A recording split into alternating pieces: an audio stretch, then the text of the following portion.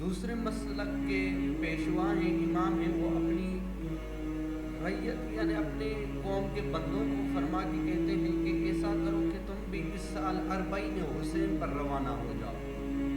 تو وہ سوال کرتے ہیں کہ آیا ہم اس کو مانتے ہی نہیں ہیں، امام ہی نہیں مانتے، وہ شیعوں کا امام ہے، ہم اس کی طرف کیوں جائیں؟ تو وہ کہتا ہے کہ آیا میں تمہارا رہبر نہیں ہوں، تمہارا پیشوا نہیں ہوں؟ تو وہ کہتے ہیں ہاں آپ ہمارے پیشوا ہیں، رہبر ہیں، لیکن ہم حسین ابن علی کی طرف کیوں جائیں؟ تو وہ کہتا ہے کہ تم لوگ مجھے رہبر مانتے ہو؟ تو وہ فرماتے ہیں ہاں ہم آپ کو رہبر مانتے ہیں۔ تو اس نے کہا کہ میں جو کہوں اس پہ عمل کرو گے؟ ان لوگوں نے کہا ہاں بے شک ہم کریں گے۔ تو اس نے فرمایا ایسا کرو کہ جاؤ اپنے گھر میں، جو تمہاری بہن گھر میں بیٹھی ہے اس کے ساتھ تم نکاح کر لو۔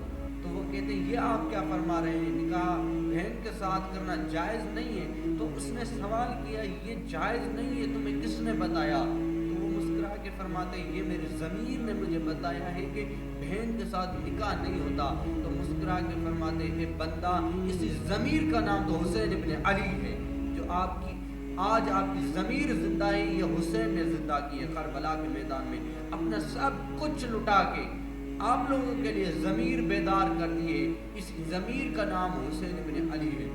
اور دیکھیں دوستوں نے سوال کیا کہ آیا یہ لاکھوں کی تعداد میں، ہزاروں کی تعداد میں 40 امام حسین پر لوگ رواں دواں ہیں، آخر ان کی وجہ کیا ہے؟ میں کہتا ہوں کہ یہ مودت، یہ محبت، یہ عشق حسین ہے جو انسان کو اپنی طرف کھینچ لیتا ہے، جو اپنے مسلک، اپنی شان، اپنے خدا کی ربوبیت کو انسان کی طرف کھینچ لیتا ہے۔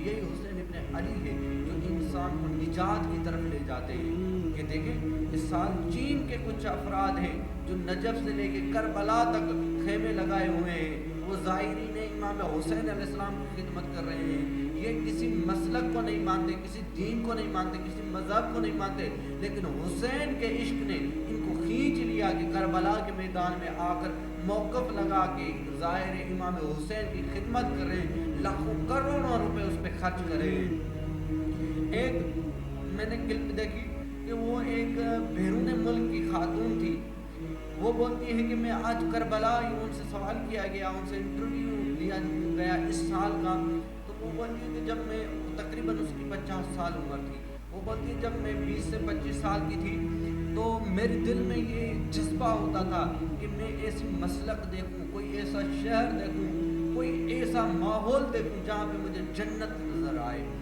تو وہ بولتی ہے کہ میری 50 سال کی زندگی میں کہیں ایسا ماحول نہیں ملا، میں پوری دنیا میں ریسرچ کی ہے، لیکن نہ اس بار جب میں کربلا آئی، میں نے ویڈیوز دیکھی، میں نے کربلا کے یہ نظارے دیکھے تو میرے دل میں ایک آواز جاگ اٹھی کہ میں بھی جاؤں کربلا، میں بھی دیکھوں کہ کربلا کسے کہتے ہیں، کربلا کی جس کے بارے میں اتنی فضیلت بیان کی جاتی ہے وہ کربلا کیسی ہے۔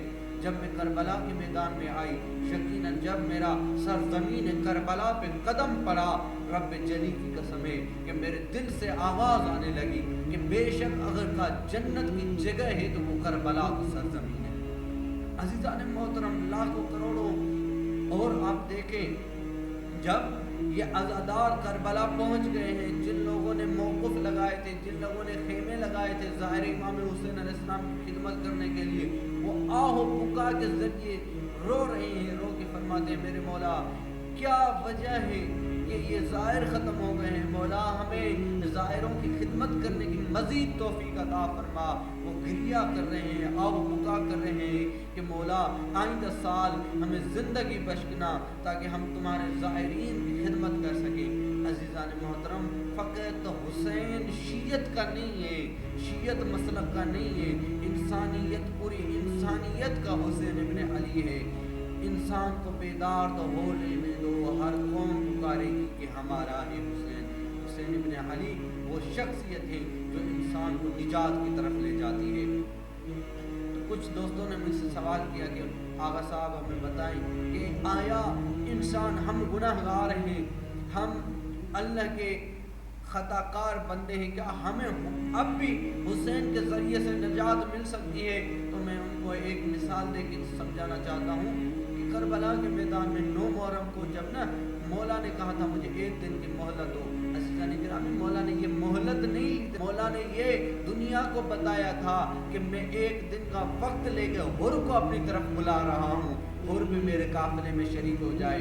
وہ کتنا گناہ گار تھا، کتنا خطا کار تھا، لیکن حسین ابن علی نے اسے کتنا مرتبہ دے دیا کہ قیامت تک اس کی فضیلت بیان ہوتی رہی ہے۔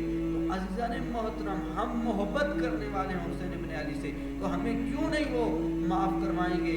آپ سچی نیت کے ساتھ آج بھی حسین ابن علی موقف لگائے بیٹھا ہے کہ جو ظاہر امام حسین میرا ظاہر مجھ سے محبت کرنے والا کربلا کے میدان میں آ جائے، میں اس کی ہدایت کروں گا، میں اس کے گناہ معاف کرواؤں گا۔ یہ وہ حسین ہے جب آ رہے ہیں تو فطرت جیسے فرشتے کو نجات دے رہے ہیں، جب اس دنیا سے جا رہے ہیں اور جیسے گناہ گار کو نجات دے کے جا رہے ہیں۔ یہ ہدایت کی چراغ ہے، یہ ہدایت کا سرمایہ ہے، یہیں سے انسان کو ہدایت